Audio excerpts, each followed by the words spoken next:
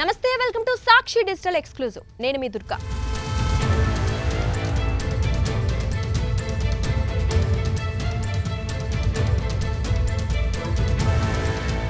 America, Pakistan ఇప్పుడు ప్రపంచవ్యాప్తంగా hot topic. ఈ రెండు దేశాల మైత్రిపైనే.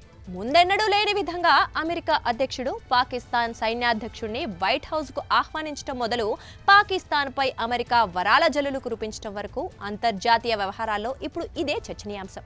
ఇప్పటికే 2 సార్లు అమెరికాకు వెళ్లి ట్రంప్తో భేటీ అయిన పాకిస్తాన్ సర్వసైన్యాధ్యక్షుడు ఫీల్డ్ మార్షల్ అసీం మునీర్ ఇప్పుడు ముచ్చటగా 3వ వైట్ హౌస్ కు వెళ్లేందుకు ఏర్పాట్లు చేసుకుంటున్నారు.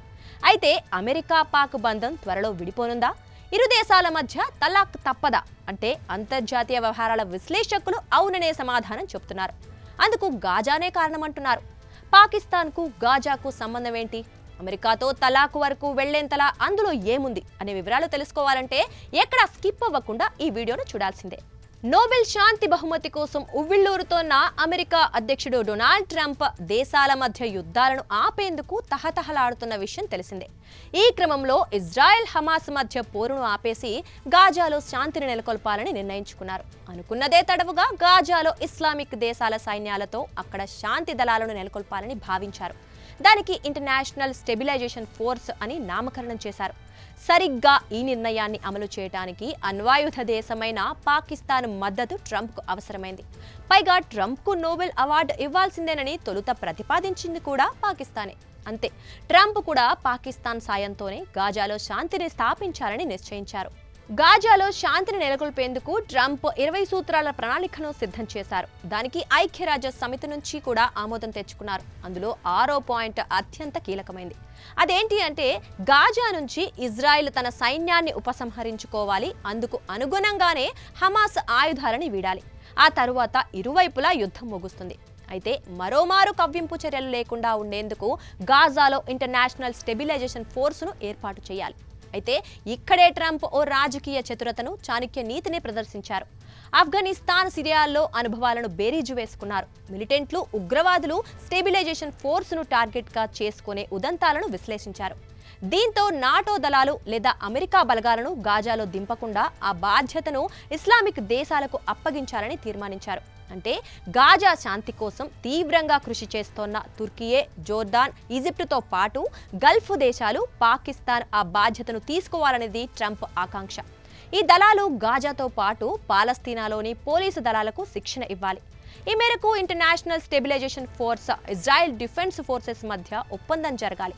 అది జరిగినప్పుడే ఇంతకాలం యుద్ధ నేరాలకు పాల్పడ్డ హమాస్ సభ్యులకు క్షమాభిక్ష ఉంటుంది. గాజాను వీడాలనుకునే హమాస్ సభ్యులు ఈజిప్ట్, జోర్డాన్, ఖతార్, ఇరాన్ వంటి దేశాలకు వలస వెళ్లేందుకు అమెరికా సహకరిస్తుంది. ట్రంప్ ఈ నిర్ణయం తీసుకున్న తర్వాతే అసీం మునీర్ను వైట్ హౌస్ కు ఆహ్వానించినట్లు తెలుస్తోంది. ట్రంప్ తీసుకున్న ఈ నిర్ణయమే ఇప్పుడు పాకిస్తాన్ సర్వసైన్యాధ్యక్షుడు అసీం మునీర్ పాలిట అశనిపాతంగా మారుతుందని అంతర్జాతీయ వ్యవహారాల విశ్లేషకులు చెబుతున్నారు. ఇస్లామిక్ దేశాలు ఇజ్రాయెల్ని బద్ధశత్రువుగా భావిస్తాయి. ఇప్పుడు ట్రంప్ ప్రతిపాదించిన 20 సూత్రాల పథకం ఇజ్రాయెల్కు అనుకూలంగా ఉంటుంది.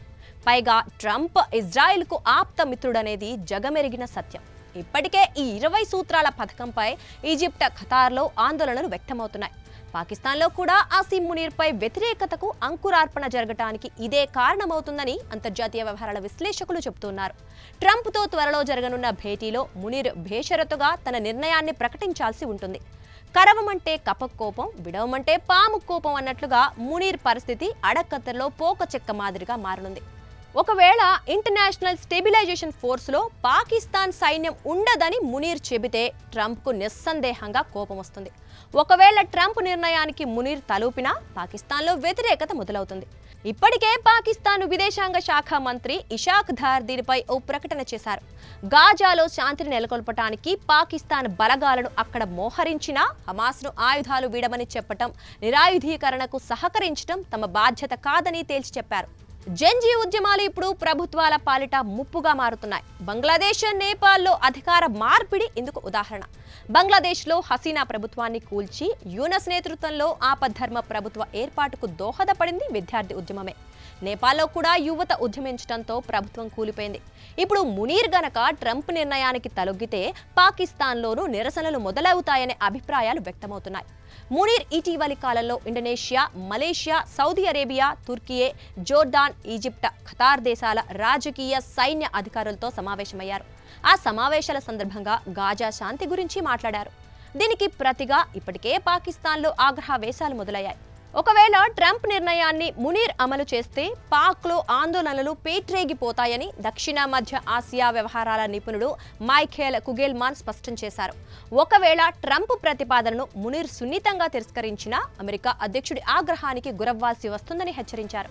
దీంతో మునీర్ రిస్కులో పడక తప్పదనే అభిప్రాయాలు వ్యక్తమవుతున్నాయి. పాకిస్తాన్లో పాలస్తీనాకు మద్దతిచ్చే పార్టీలు, స్వచ్ఛంద సంస్థలు కోకొల్లలుగా ఉన్నాయి. గాజాలో సైన్యాన్ని మోహరించాలని మునీర్ నిర్ణయిస్తే పాకిస్తాన్లో అస్థిరత పెరిగే ముప్పు ఉంది. పాకిస్తాన్లో కరడుగట్టిన ఇస్లామిక్ ఎన్జీఓలు, సంస్థలు ఎన్నో ఉన్నాయి. పైగా ఉగ్రవాద సంస్థలన్నీ hard core Islamic mind set ఉన్నవే. ఈ సంస్థలు మూకుమ్మడిగా జంజీ స్థాయిలో ఉద్యమించే అవకాశాలు లేకపోలేదు. దీన్ని గమనించే పాక్ విదేశాంగ మంత్రి ఇషాక్ ధార్ ఓ ప్రకటన చేస్తూ హమాస్ నిరాయుధీకరణ తమ బాధ్యత కాదని తేల్చి చెప్పారు. ఈ నేపథ్యంలో పీకల్లోతు చిక్కుల్లో కూరుకుపోయిన మునీర్ ట్రంప్ను విభేదిస్తే పెద్దన్న ఆగ్రహానికి గుర్రవ్వక తప్పదు. ట్రంప్ నిర్ణయాన్ని ఆమోదిస్తే దేశంలో అస్థిరత ఏర్పడి మునీర్ పదవికే గండం తప్పదు. ఏది ఏమైనా త్వరలో అమెరికా, పాక్ మధ్య తలాక్ తప్పదనే అభిప్రాయాలు వ్యక్తమవుతున్నాయి. ఈ విశ్లేషణ మీకు నచ్చినట్లయితే ఈ వీడియోను లైక్ చేయండి, షేర్ చేయండి.